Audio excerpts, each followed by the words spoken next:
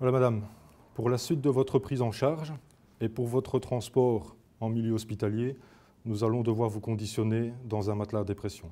Je vous demande encore une fois de nous faire confiance.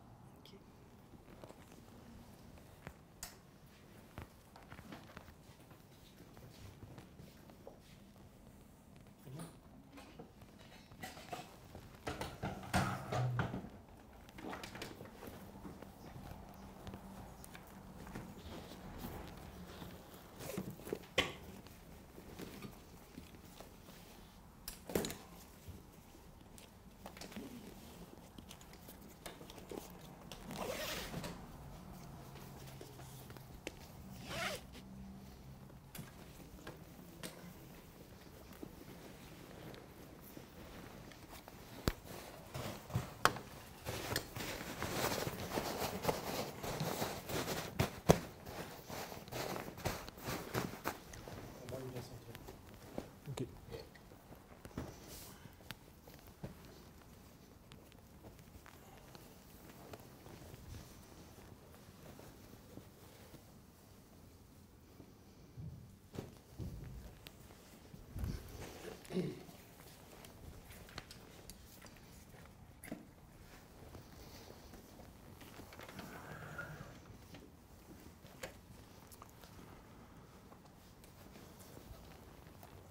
C'est toi qui dirige, Laurent? 2, 3.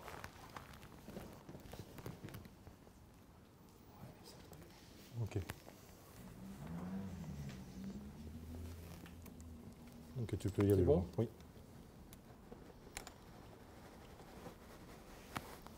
Voilà. Ok.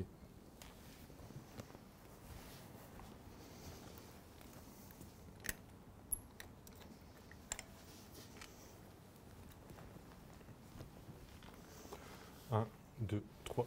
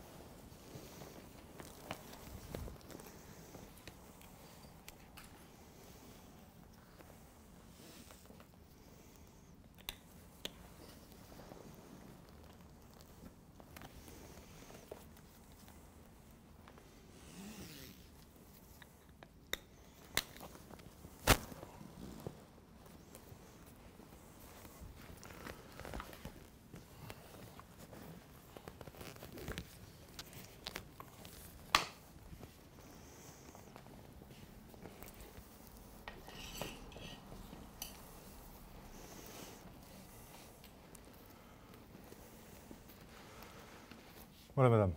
Mon collègue va procéder à évacuer l'air du matelas à dépression. Ne vous inquiétez pas, vous allez ressentir que le matelas va un petit peu se resserrer autour de vous.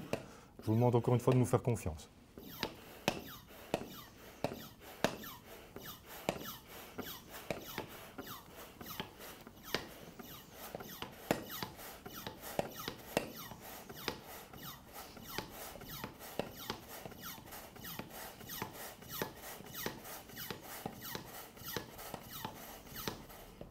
Oui, ça me paraît correct.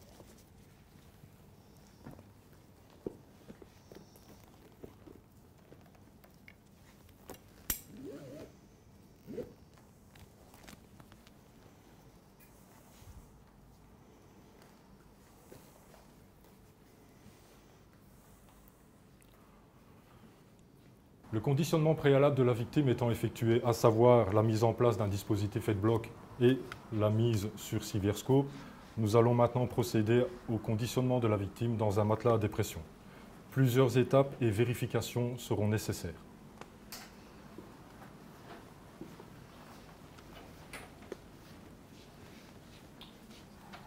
Nous prendrons soin, en abaissant la civière, de veiller à ce que celle-ci soit stable.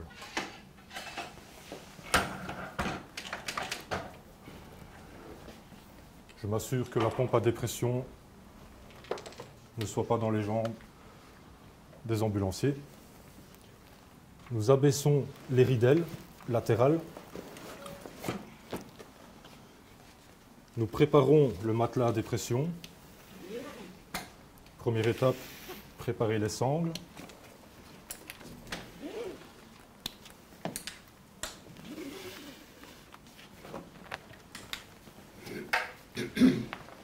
Veillez à les disposer de façon à ce qu'on ne se prenne pas les pieds dedans.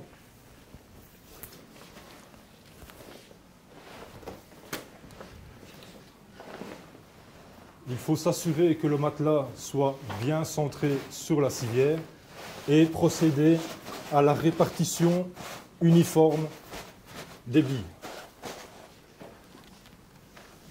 Nous mettrons en place une couverture sur le matelas à dépression pour 3 raisons. Pour le confort thermique de la victime, pour la protection du matelas et une question d'hygiène pour tout ce qui est fluide physiologique.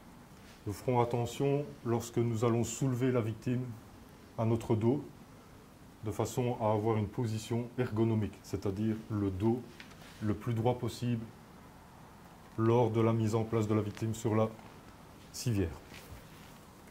Laurent, tu commandes ? 2, 3. La dépose de la victime se fait de manière centrée sur le matelas à dépression. Le retrait de la Civière-Scope se fait de prime abord au niveau de la tête. Je m'assure de maintenir le dispositif headblock lors de l'ouverture de la Civière-Scope. On ouvrira suffisamment la Civière-Scope de façon à ce que les 2 hémiscopes soient en dehors de l'embase des headblocks.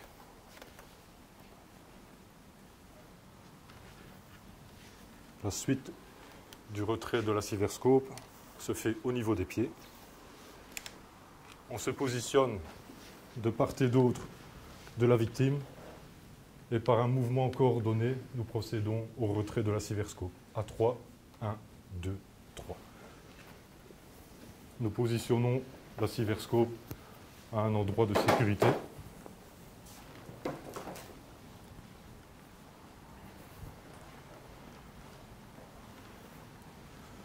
Quelques vérifications.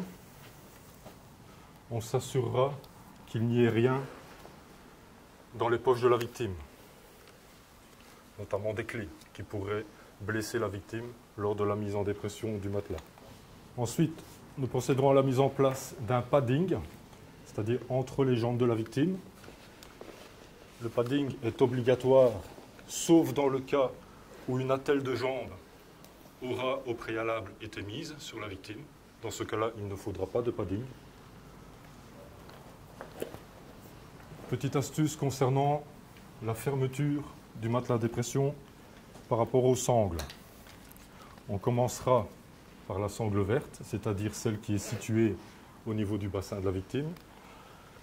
Et de façon à travailler de manière coordonnée, je m'occupe, ou mon collègue, du matelas, tandis que lui s'occupe des sangles par un mouvement de pousser-tirer. Le but n'est pas de serrer trop fort, le but est d'ajuster au plus près le matelas, près de la victime.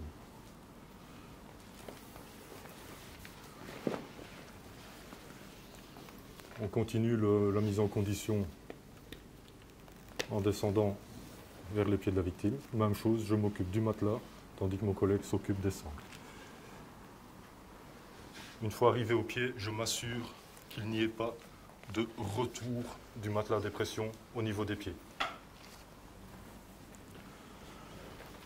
Ensuite, on veillera à la libération idéalement des 2 bras de la victime, mais obligatoirement de un bras. Un bras pour une voie d'entrée, à savoir la perfusion, le deuxième bras pour éventuellement un contrôle de la tension artérielle. On continue le sanglage de la victime.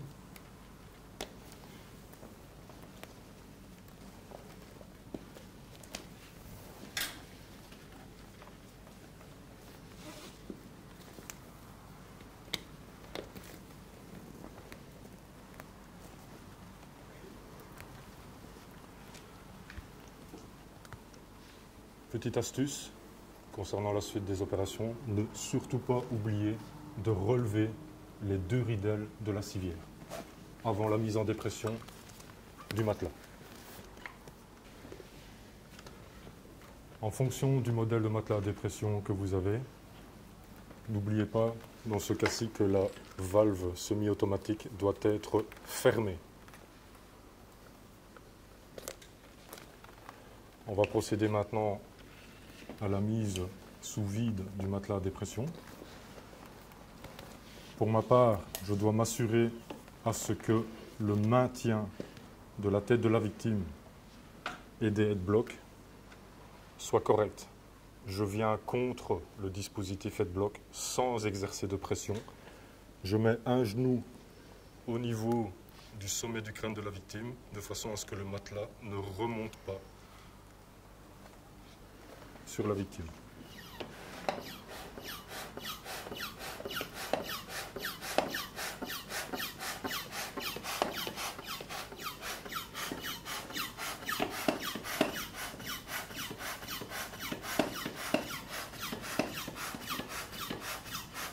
On rattrape le mou qui a été généré par la mise en place du vide d'air.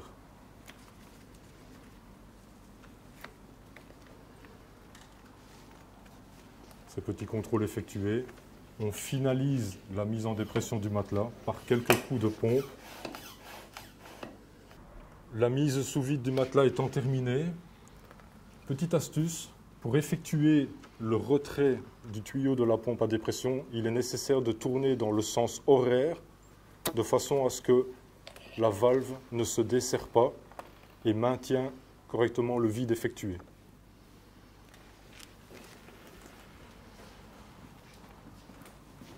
Dernière vérification et obligation, il est nécessaire de solidariser le brancard et le matelas en passant dans les anses du matelas, de part et d'autre.